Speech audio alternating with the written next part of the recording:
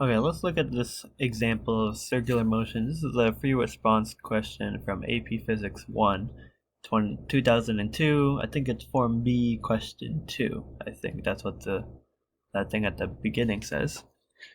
And looking at this diagram, we have a conical pendulum. If you recognize that immediately, I talked about it in one of the videos about free body diagrams, especially with circular motion. I don't remember if it was the easy examples or the harder examples, but if you want to look at that video just to get an idea of how we're going to use Newton's second law on this diagram, you can look at that video. So we begin. A ball attached to a string of length L swings in a horizontal circle. So I see string of length L is important, a horizontal circle is important, constant speed is important. It makes an angle theta with the vertical, and T is the magnitude of the tension in the string. Express your answers in terms of given quantities and fundamental constants. So by that they mean we are only going to basically answer in terms of L, we're going to turn in terms of theta, and T. So anything other than that is kind of we can't use. So keep that in mind, especially when we go here with the, I guess, first couple questions. The first one's always usually a very simple question using this kind of, I guess, format or this type of question with analyzing with Newton's second law. They always want you to do the forces first. So very straightforward from the snapshot. If you were to take a snapshot and the ball was right here, you would just simply draw a tension force and then the weight, right? And then the question is actually very specific. They want the lengths of the vectors to be consistent. Because if I were to draw this vector really big or really long, it looks like it's going to start moving in the z direction or the vertical direction, but it's not. So what you should do is make sure that this vertical component right here should basically kind of match that, right? Kind of match the length here. And I guess this is kind of good, so I'm happy with this one. Doesn't look like, oops, there we go. Looks like we finished part A. Let's move on to part B. Determine the mass of the ball. Okay, determine the mass of the ball. How do we do that, right? Well, first, let me just label this because I forgot to do that. We want to start analyzing it using Newton's second law, and the best way to do that is start breaking down all the forces into, I guess, perpendicular and parallel components, or like XY components, or just something that's like the upwards and the downwards components and then the left and right components. Let's see. The only one that's different is that tension, so let me just start to break it down, right? So we have a tension force, maybe like this big. This is the ceiling, this is the string. I'm just going to draw a line across the horizontal, and maybe I'll just continue this line. And we want to find this component and this component, right? And we want to just be able to find that. So in order to do that, I'll just do this, and then I'll do this, just to get us used to it. Maybe I'll not do that one. So the angle's right here. So we want to find an angle that basically lies somewhere on this diagram. And I guess we have two choices, either here or here. So what is it? And if you choose wrong, then the rest of the problem will be wrong. So this is time to be very careful. What I notice is that this angle here corresponds to this angle here. And since this is a vertical angle with this must be the angle, meaning that this is t cosine and this is t sine.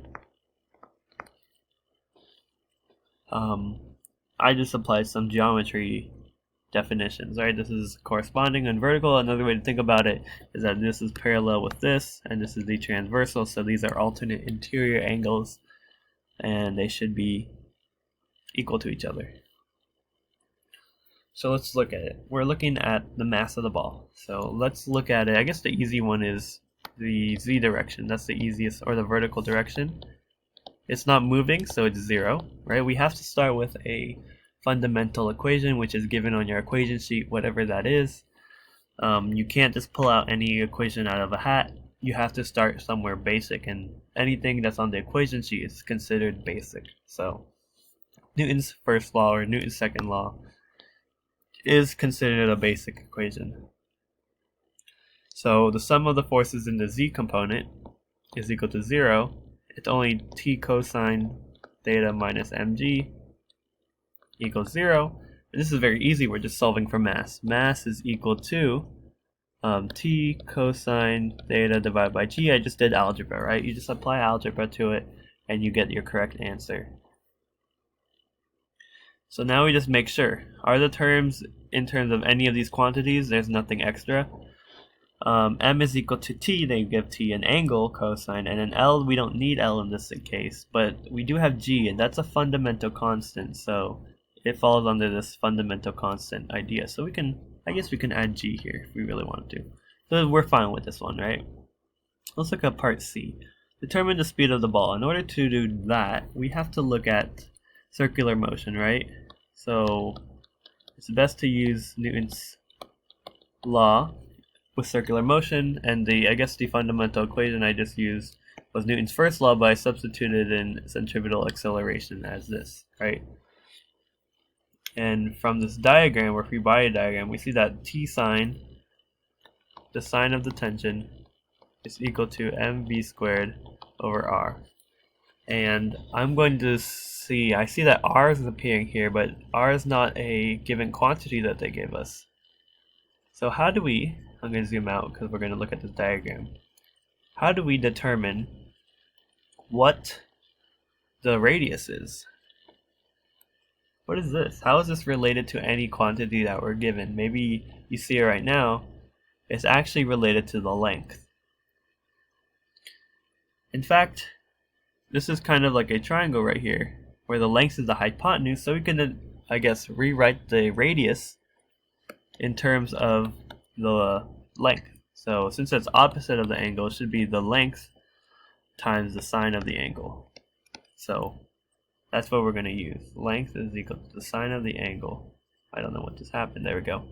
I'm just going to substitute that in right here. T sine is equal to mv squared divided by the length times sine of the angle.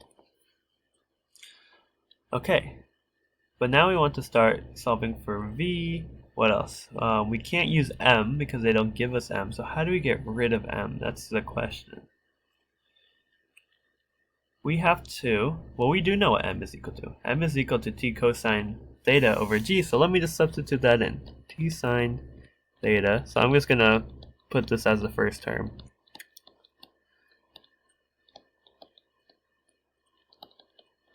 And then I notice a couple things. First, the tension cancels, and I can bring the cosine over to make it a tangent, right? Divide both sides by a cosine and you get sine over cosine, which is equal to tangent, which is v squared over g L sine theta, right? So many variables we need to keep track of, but now we are in terms of these quantities, and then we're solving for v, so that's okay. Right? V appears here because we're solving for it. So let's solve for it. V, oh, what just happened there? V squared is equal to g L sine times tangent. So that means v is equal to g L sine tangent, but the square root of that, right? So that's part B. This is part A, or not part A, part B. This is part C. And we are looking at only these quantities. We're only allowed to use these quantities. L, theta, t, and g. We didn't need t because it canceled out, kind of like how it sometimes usually does in these types of problems. Now we move on. Part D, determine the frequency of revolution of the ball. Okay, frequency. So what do we know about frequency? Frequency is how many revolutions it makes per second. If we were to take the reciprocal of that, we get the period, which is how much time it takes to complete one revolution. So I guess we can say that these are related, or you can say that it's equal to this. Either way works, right? Either one works. We just know that the reciprocal of another. We can actually determine the period very easily. The period is the distance it travels over that period, right? If it travels the circumference, it should travel basically in that time period. It should be the period. In other words, that the speed is equal to distance over time, which is equal to 2 pi over r divided by capital T, which is the period. I guess I want to change it to frequency, so it's actually equal to 2 pi r times frequency, right? So it's just 1 over 10, or 1 over capital T, which is period. And then I just substitute this in here. Oops, not there, here. So it's basically equal to that. And now I want to start plugging, getting rid of all the terms, or let's actually solve for v, or f, right? So f is equal to 2 pi r, no, it's equal to v divided by 2 pi r. Now we want to start getting rid of things that aren't in terms of the quantities that we want. So v and r. A constant is pi, right? Pi is just a constant, fundamental constant. So, and 2 is also just a constant. So we want to substitute what we know about v, the speed, and r, the radius. In terms of the quantities, well, we did find what they were. Right here, r is equal to L sine, and v is equal to what we just found in part C.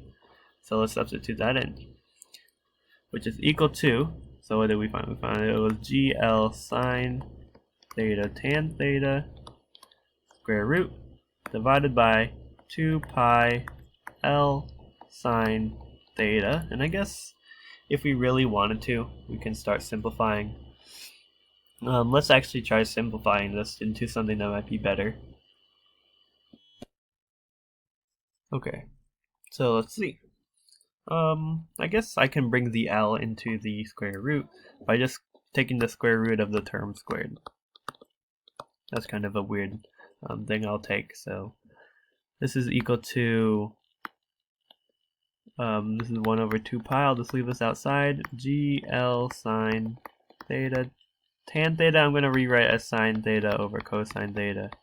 And you'll see why in a second. L squared sine theta. I see that the sine cancels out, or sine squared theta I should say. This cancels out with these because there's 2 factors of sine on the numerator, and then 1 L cancels out right here. So in all we get 1 over 2 pi square root of, what is this? GL cosine, right? G divided by L cosine. And it looks very similar. Very similar to something when we talk about, I guess, pendulums, but it's not quite there. It's basically looks like a pendulum, but I think it is. It almost looks like the equation for the period of a pendulum, but it's not quite there because of that cosine factor. But that's the answer for part, what is this, part D. So we wrote it in terms of the quantities we have to use, L, theta, T, and G, and we found this frequency is equal to this constant times the square root of this random thing.